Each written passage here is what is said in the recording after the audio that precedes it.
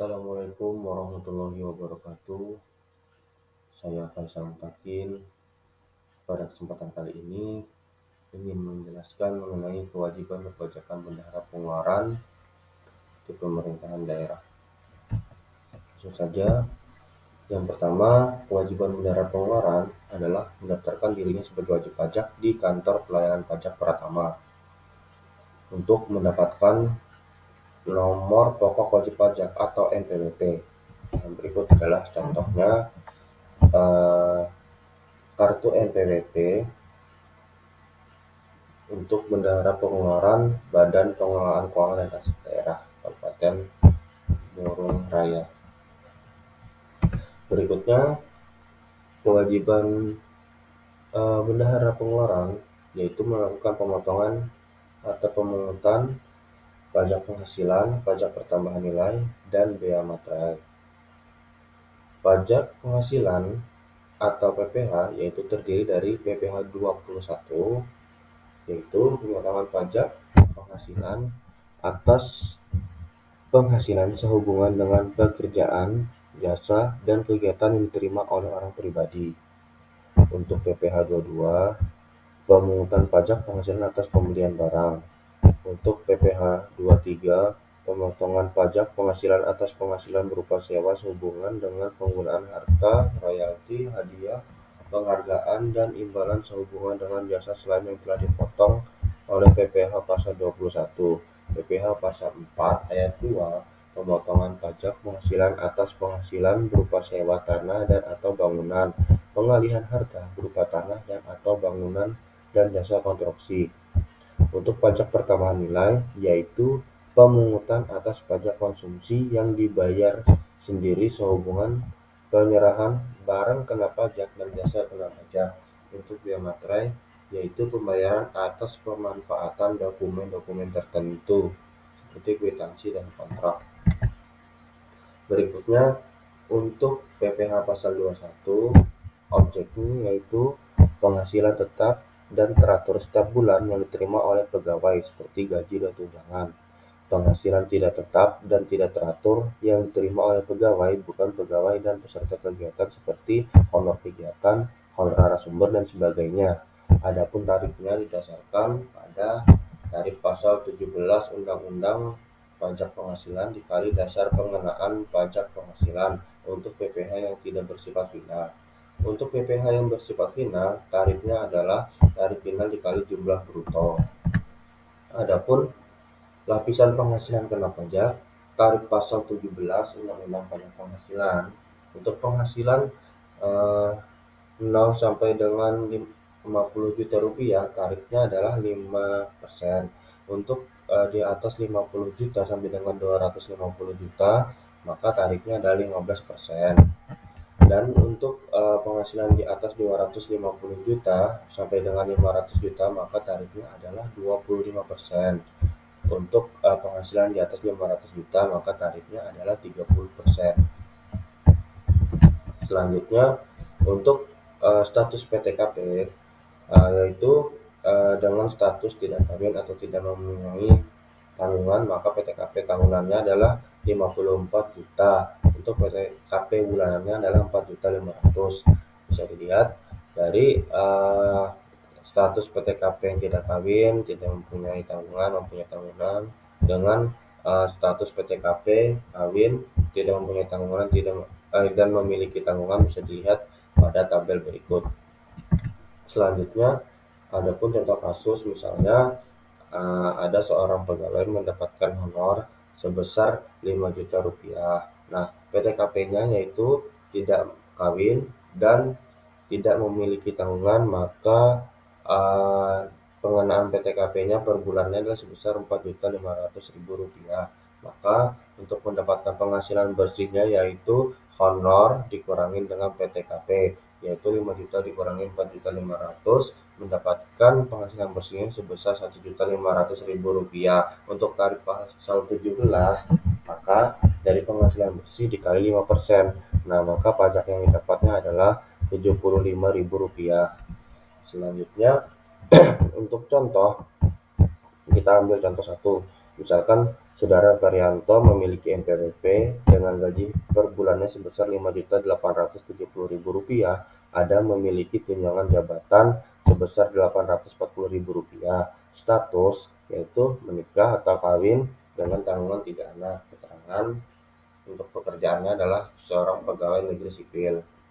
Nah, adapun ilustrasi perhitungannya untuk saudara Varianto adalah gaji pokoknya sebesar Rp5.870.000 dengan tunjangan istrinya sebesar Rp587.000, tunjangan anak sebesar Rp234.800, tunjangan jabatan sebesar Rp840.000, tunjangan beras sebesar Rp248.000. Maka pembulatan untuk brutonya adalah sebesar Rp779.800. Nah, ada memiliki jabatan tarifnya sebesar 5%, untuk iuran pensiunnya sebesar 4,75%. Maka total pengurangannya adalah sebesar Rp760.851.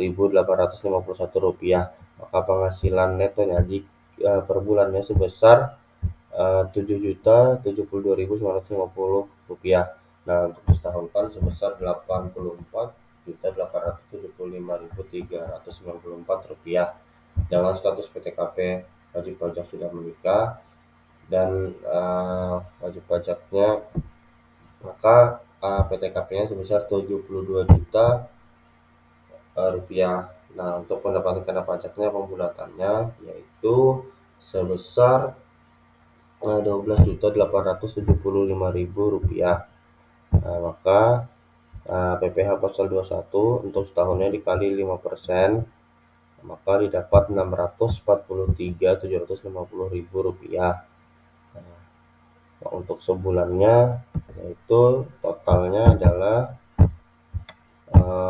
sebesar Rp53.646.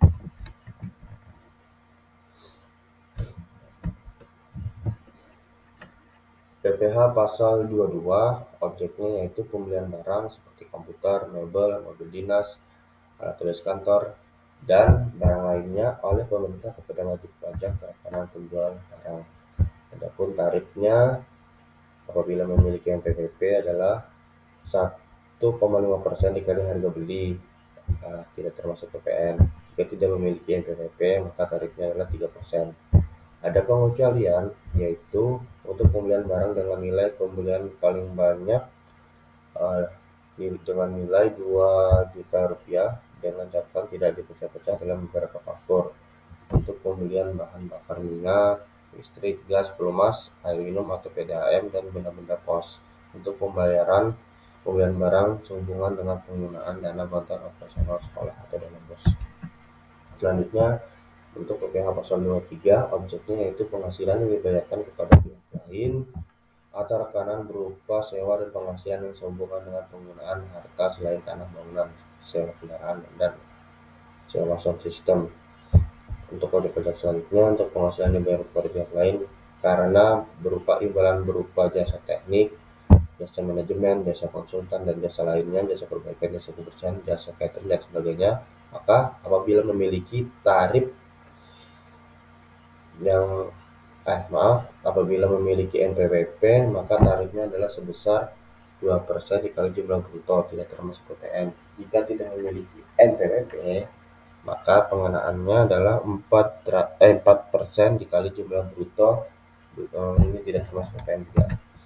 Selanjutnya untuk PPh pasal 4 ayat 2 objek pajak yaitu sewa tanah dan bangunan berupa tanah, rumah susun, apartemen, gedung perkantoran, pertokoan, gedung pertemuan termasuk bagian lainnya, maka tarif pajaknya adalah 10% dikali jumlah bruto. Nah, selanjutnya untuk penghasilan dari pengalihan hak atas tanah atau bangunan, maka tarif pajaknya adalah 2,5% dikali jumlah bruto. 5% untuk atas pengadaan tanah bagi pembangunan untuk kepentingan umum. Selanjutnya untuk objek pajak penghasilan dari pelaksanaan konstruksi atau kontraktor, maka tarif pajaknya adalah 2% dikali nilai kontrak untuk rekanan yang memiliki kualifikasi usaha kecil. Nah, untuk yang usaha menengah dan besar, tarif pajaknya adalah 3% dikali nilai kontrak. Yang tidak memiliki kualifikasi usaha dikali 4% dengan nilai kontrak. Selanjutnya, untuk objek pajak penghasilan dan perencanaan pengawasan konstruksi, maka tarifnya adalah sebesar 4% dikali nilai kontrak, tidak termasuk PPN. Rekanan memiliki kualifikasi usaha. Nah, untuk yang tidak memiliki kualifikasi usaha, maka tarifnya adalah 6% dikali nilai kontrak. Untuk pajak pertambahan nilai, objek pajaknya adalah penyerahan barang kena pajak atau jasa kena pajak oleh rekanan pengusaha kena pajak. Tarifnya apabila memiliki EPWP sebesar 10% dikali dasar pengenaan pajak. Untuk tidak memiliki EPWP, yaitu 3% dikali dasar pengenaan pajak. Ada pengecualian, yaitu untuk pembayaran yang jumlahnya paling banyak sebesar 2 juta rupiah dengan catatan tidak dipecah-pecah dalam beberapa faktur. Untuk pembayaran atas pembebasan tanah, kecuali pembayaran atas penyerahan tanah oleh real estate atau industrial estate. Untuk pembayaran atas penyerahan barang kena pajak dan jasa kena pajak yang mendapat fasilitas PPN tidak dipungut dan atau dibebaskan dari pengenaan PPN. Pembayaran atas penyerahan BBM dan bukan BBM oleh Pertamina, yang telepon, jasa angkutan udara oleh pusat penerbangan. Untuk kasusnya misalnya ada pembelian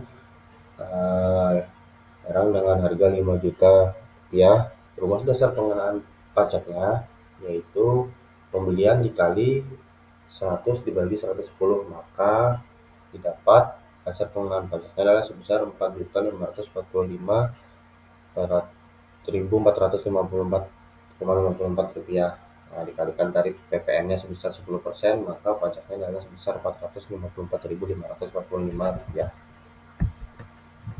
Untuk biaya materai yaitu surat perjanjian dan surat lainnya yang dibuat dengan tujuan untuk digunakan sebagai alat pembuktian mengenai perbuatan, kenyataan atau keadaan yang bersifat perdata seperti kontrak atau surat pernyataan.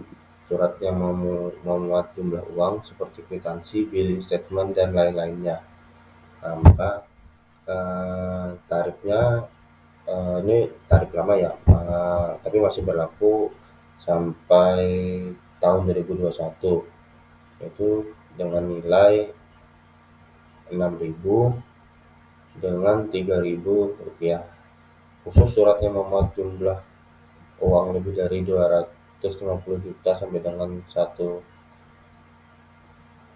miliar, maka dasar pengenaannya.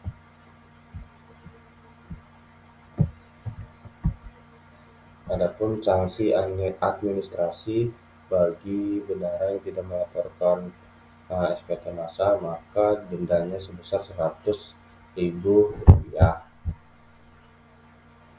Nah, SPT massa untuk PPN atau PPNBM terlambat tidak disampaikan sebesar 500.000 rupiah.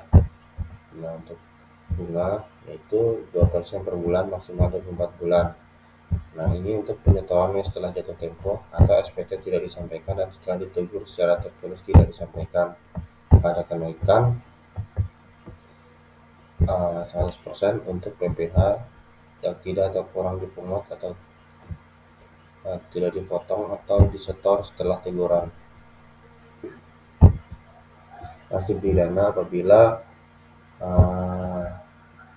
wajib pajak ada apa, yaitu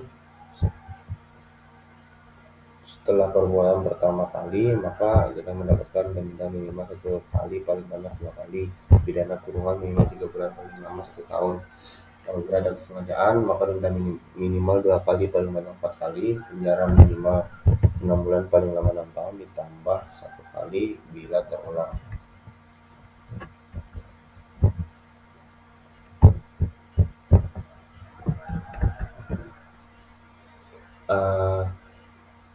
Demikian hasil penjelasan dari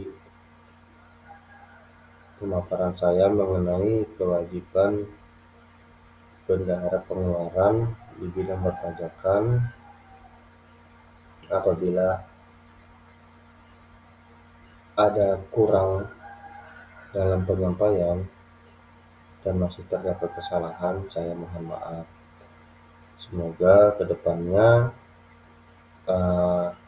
kewajiban perpajakan bendahara pengeluaran bisa dilakukan dan dilaksanakan dengan baik sesuai dengan peraturan perundang-undangan.